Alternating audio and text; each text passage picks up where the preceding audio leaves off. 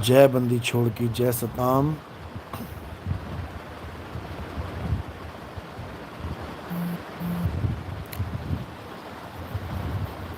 परमात्मा की अपार कृपा से बंदी छोड़ की अपार दया से ये मूल ज्ञान का सत्संग आगे से आगे बढ़ता ही जा रहा है। शुक्राना उस परमात्मा का जो अपने बच्चों को इतना विवेकी बना रहा है कि मेरी एक एक बात अब उसके ये बच्चे समझते चले जा रहे हैं और एक भी काल का दूत अब इन बच्चों को भरमा नहीं सकता। हाँ, बच्चा ही अविवेकी है वो बात अलग है। विवेकी बनने की कोशिश तो की लेकिन पूर्ण विवेक नहीं जाग पाया, वो बात अलग है। लेकिन जो पूरा विवेकी हो गया,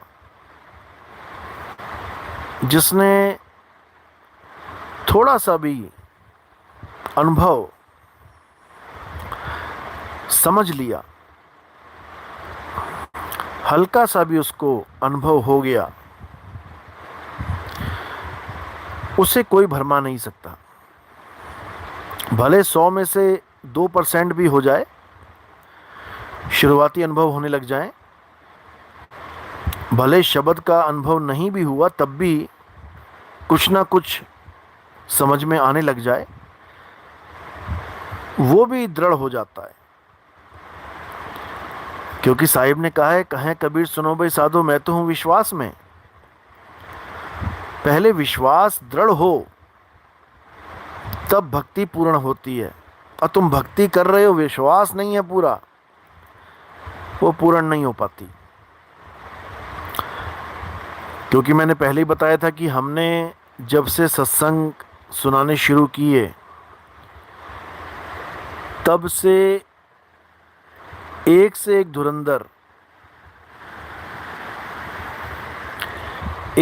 धुरंधर मार्केट में आ गया, जो दिन रात यही समझाते फिर रहे हैं, हमसे सार शब्द ले लो, हमसे ले लो, 3 सेकंड में सार शब्द ले लो, 1 सेकंड में सार शब्द ले लो। सार शब्द ना हो गया, आलू कचौड़ी भुजिया हो गई, उधर से उठाई और इधर प्लेट में डाली और इधर मुंह में डाल दी। ऐसा नहीं होता भाई, ऐसा नहीं होता। सार शब्द ऐसा नहीं है कि तुम्हें 2 सेकंड 3 सेकंड 5 सेकंड में कोई पकड़ा दे। धीरे धीरे रे मना, धीरे सब कुछ होए, और माली सींचे 100 घड़ा, ऋतु आए फल होए। ये सार शब्द कोई मंत्र जंतर नहीं है कि कोई सोचे कि सार शब्द रूपी मंत्र मुझे गुरुजी देंगे तो मैं मंत्र जपूंगा तब मुझे परमात्मा मिलेगा। ये महा अज्ञान है। कबीर साहब ने तंत्र मंत्र जंत्र का घोर खंडन किया है। तंत्र मंत्र सब झूठ है, इनमें न भर में कोई, सार शब्द जाने बिना कागा हंस ना होए। वो सार शब्द किसी के पास नहीं है, वो सार शब्द स्वयं परम पिता परमात्मा के पास उसका भेद होता है। एक इंसान के पास उसका भेद नहीं हो सकता, क्योंकि गर्भ से निकलने पे ये माया सब कुछ भुला देती है, हर चीज़ भूल जाता है इंसान। तो परमात्मा उस भेद को जीवों तक पहुंचाने के लिए एक लीला रचते हैं। और वो लीला क्या है? वो लीला नौतम सूरत की लीला है। जो ये रामपाल जी के चेले कबीर साहब को परमात्मा परमात्मा परमात्मा बोलते नहीं थकते। असल में कबीर साहब नौतम सूरत हैं। नौतम सूरत ही इस संसार में आके उस परम पिता अचल आत्मा का, उस अचल परमात्मा का भेद बताते हैं। नौतम सूरत, नौतम का मतलब नया, मैंने पहले भी कई बार बताया। यानी हम सब सूरत जितनी भी हैं यहाँ पे संसार में, हम पुरानी हो चुकी हैं, जन्म मरण के चक्कर में धक्के खा चुकी हैं। नौतम सूरत यानी सबसे नई, नौतम यानी नई, यानी जो सबसे लास्ट में इस संसार में आई है, और हमारी तरह फंसने के लिए नहीं, इन जीवों की तरह उलझने के लिए नहीं, बल्कि सतगुरु का रूप धारण करके हम जीवों को यहाँ से निकालने के लिए आई है। इसीलिए बोला जाता है नौतम सूरत साहिब का रूपा। वो नौतम सूरत भी साहिब का ही एक रूप है, लेकिन वो लीला वाला रूप है, वो अचल रूप नहीं है। क्योंकि कबीर साहब चलते दिखाई देते थे, कबीर साहब आते जाते दिखाई देते हैं, कमल के पत्ते पे प्रकट होते हैं, मगर में गुप्त होते हैं, आते जाते दिखाई देते हैं, चलते फिरते दिखाई देते हैं। लेकिन जिस गुरु की वो महिमा गाते हैं, जिस परमात्मा की वो महिमा गाते हैं, वो चलने फिरने में नहीं आता। आवे न जावे जन्मे नहीं मरे, सो निज पीव हमारा हो, इसीलिए बोला गया। लेकिन ये रामपाल जी के चेले इसको नहीं समझ पाएंगे। सारी उम्र कबीर कबीर जय कबीर सत साहिब करते करते 84 में चले जाएंगे, क्योंकि ये उस अचल को नहीं जान पाएंगे जिसका भेद बताने के लिए सारी लीला की गई।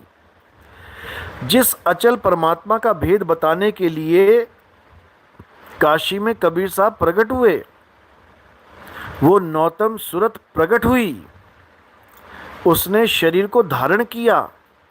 जीव मुक्तावन कारणे अविचल धरा शरीर, यानी उस परमात्मा की लीला जो एक सूरत को भेजा, नौतम सूरत को भेजा, और कबीर साहब का स्वरूप बनके, कबीर साहब की देह धारण करके, वो दाढ़ी मूछे टोपी वाली देह धारण करके सारे संसार में भ्रमण किया, सारे संसार में जीवों को जगाया। ये उनकी लीला है। लेकिन परमात्मा क्या है? परमात्मा अचल आत्मा है, वो शब्द गुरु है जो आता जाता नहीं है। समझ लो अच्छे से। तो सारा खेल नौतम सूरत का ही है, और इस बार भी ये सारा खेल नौतम सूरत का ही है। जो सारा संसार उस अवतार का इंतज़ार कर रहा है, जो अवतार पूरे संसार को एक अध्यात्म का मार्ग, एक सच्चा मार्ग देगा, वो अवतार और कोई नहीं, वो नौतम सूरत का ही अवतार है। और नौतम सूरत कभी किसी के गर्भ में नहीं आती। आज ऐसी ऐसी औरतें YouTube चैनल पे आ गई, इंस्टाग्राम पे आ गई, फेसबुक पे बैठी हुई हैं, जो अपने गर्भ की फ़ोटो खींच के डाल देती हैं कि मेरे पेट में बच्चा है। अब वो बच्चा कौन है? वो बच्चा ही अवतार है। ऐसे निकम्मे लोग भर्ती हो गए हैं, क्या बताया जाए। नौतम सूरत कभी भी गर्भ में नहीं आती, ये उसकी पहचान है। यानी इस संसार का आखिरी अवतार कभी किसी माँ के गर्भ में नहीं आएगा। याद रखो इस बात को अच्छे से समझ के। वो अवतार कैसे काम करेगा, इसके बारे में भी अच्छे से समझ लो। जब मदन साहिब को कबीर साहब मिले, तब उन्होंने समझाया कि मदन, जो ज्ञान में तुम्हें, सार शब्द का भेद मैं तुम्हें बता रहा हूँ, जिज्ञासु जीवों को बताते जाओ और खूब प्रचार करो, चारों दिशाओं में प्रचार करो। तो मदन साहब कहते हैं कि मैं कैसे चारों दिशाओं में प्रचार करूंगा, कहाँ कहाँ जाऊंगा मैं? महाराज ये मेरे बस की बात नहीं है। हाँ, जिज्ञासु जीवों को मैं सार शब्द का भेद समझाता जाऊंगा, लेकिन इतना बड़ा प्रचार मैं नहीं कर सकता। तो कबीर साहब ने मदन साहिब को वहाँ क्या बोला कि चिंता मत कर मदन, ये सारा प्रचार हम ही करेंगे, तुम बिल्कुल फिक्र मत करो। बल्कि तुम्हारे पंथ में भी ऐसे ऐसे साधु आ जाएंगे जो हमारे ज्ञान के विमुख चल पड़ेंगे। यानी मदन साहिब के पंथ में भी ऐसे ऐसे साधु महात्मा आ जाएंगे जो अचल आत्मा यानी सार शब्द को छोड़ के कोई प्रकाश का प्रचार करने लग जाएगा, कोई शरीरों का प्रचार करने लग जाएगा कि परमात्मा कौन है, परमात्मा कबीर साहब हैं, उनकी दो आंखें दो कान आंख बाल खाल है, इसी का प्रचार करने लग जाएंगे। कोई कहने लग जाएगा कि आत्मा और परमात्मा आहार विहार करते हैं, खाना भी खाते हैं और घूमने भी जाते हैं। ऐसे ऐसे निकम्मे मदन साहिब के पंथ में आ जाएंगे। ये कबीर साहब ने उसी वक्त बोल दिया था जब मदन साहिब के साथ मुलाकात हुई थी। तो क्या बोला था उन्होंने बिल्कुल स्पष्ट बोल दिया था कि बहुत मदन में पंथ चले हैं, बहुत ज्ञान कथ के समझई हैं, ताकि बात न मानो एका, और सार शब्द में राखो टेका। सार शब्द में राखो टेका। सार शब्द। ऐसे ऐसे मदन साहिब के चेले भ्रमित होके गुरुवाई करने लग गए हैं, जो सार को अलग और शब्द को अलग बता रहे हैं। कह रहे हैं सार अलग चीज है, शब्द अलग चीज है। इन मूर्खों को कोई समझाने वाला नहीं मिला, इन मूर्खों को कोई बताने वाला नहीं मिला कि शब्द शब्द में भेद है, असार शब्द और सार शब्द में भेद है। असार शब्दों को छोड़ देना है और सार शब्द को ग्रहण कर लेना है। सार शब्द को ग्रहण करने पर काल भगवान माथा टेक देता है। कहते हैं सार शब्द आए जेहि विधि हाथा, तेहि विधि काल नवावे माथा। तो सार शब्द दो चीज नहीं है कि सार अलग है और शब्द अलग है। ये जयदाता स्वामी वाला कोई आ गया है जो ऐसे भ्रमांक बातें करके जीवों को भरमा रहा है। मदन साहिब के पंथ में धक्के खा रहा था ये, लेकिन इसकी भक्ति पूर्ण नहीं हुई, इसको सार शब्द का बोध नहीं हुआ, बूढ़ा हो गया, मरने वाली हालत हो गई है इसकी। तो इसने गुरु बदल लिया, ये किसी और पंथ में चला गया और वहाँ जाके सार अलग और शब्द अलग ऐसा ज्ञान लेके बैठ गया। अगर पूरे विश्वास के साथ सच्चे गुरु से नाम लेके इसने भक्ति करी होती तो इसका ये हाल ना होता। तो ऐसे आते जाते रहेंगे हजारों लोग, आपने भ्रमित नहीं होना है। सार अलग और शब्द अलग बताने वाला अगर कोई भी मिलता है तो उसको चंद वाणियाँ समझा देना, सुना देना। क्या कहते हैं साहिब, सार शब्द गही बाची हो मानो एतबारा, अक्षर पुरुष एक पेड़ निरंजन वाकी डारा। तो यहां सार शब्द क्यों बोला? यहां सार शब्द क्यों बोला? कहते हैं सार शब्द है शिखर पर मूल ठिकाना सोए, और बिन सतगुरु पाए नहीं लाग कथे किन कोय। यहां सार शब्द क्यों बोला? कोई जवाब नहीं होगा इसके पास, क्योंकि ये केवल मन गणंत ज्ञान लेके आ गया है और ये किसी और को नहीं, प्रकाश को परमात्मा मानता है। जो हमारे योगी महायोगी मुनि महामुनियों ने प्रकाश को परमात्मा माना, प्रकाश के आगे माथा टेक दिया, प्रकाश को ही सब कुछ मान लिया। जैसे ये गर्भवती जो भटक रही है यूट्यूब पे, इंस्टाग्राम पे, जो अपना मोटा सा पेट दिखा के, गर्भ अवस्था का पेट दिखा के कहती है कि मेरे पेट में, मेरे गर्भ में वो अवतार आया हुआ है। इस मूर्ख औरत को इतना भी नहीं पता कि अवतार गर्भ में नहीं आता। जो आखिरी अवतार है वो कभी गर्भ में नहीं आएगा, इसीलिए उसको कल्कि अवतार बोला गया है। कल्कि यानी जिसमें कोई कलंक ना लगा हो उसको कल्कि कहते हैं। और गर्भ में आना भी एक कलंक है, समझे? तो ऐसे मूर्खों से सावधान रहना। एक से एक आएंगे, 36 आएंगे, लेकिन आपने भ्रमित नहीं होना है। जो परमात्मा है वो कभी गर्भ में नहीं आता है। जो आखिरी अवतार की लीला है वो गर्भ की लीला नहीं है, नहीं है गर्भ की लीला। इसीलिए ईसाइयों में बोल दिया गया कि ईसा मसीह दोबारा आएंगे और बिना गर्भ के आएंगे, बिना गर्भ के, बिना गर्भ धारण किए आएंगे। तो ये बातें इनकी समझ में नहीं आएंगी, क्योंकि मदन साहिब को कबीर साहब ने स्पष्ट बोल दिया था कि कैसे पंथ चलेगा, बिल्कुल क्लियर बता रखा है। कहते हैं चौथी गद्दी हुई अवतारा, ताका चरित्र विदित संसारा, मेरी बात सांच कर मानो, मदन समझ अपने मन मानो, चौथी गद्दी का विस्तारा, डंका बाजी सब संसारा, हम उनके सिर बैठब आई, और वाह से पार कोई नहीं पाई। यानी वो नौतम सूरत उस साधु के सिर पे बैठी है, वही पूरा ज्ञान प्रचार प्रसार कर रही है, वही अपना कार्य पूरा कर रही है, और सब जीवों को अपने घर वापसी का संदेश दे रही है। अभी ये समझ में नहीं आएगा, जब अच्छे से समझाएंगे तब आएगा। तो वही नौतम सूरत, जिसका मतलब है नई सूरत। नौतम यानी नया, और नया मतलब नितिन।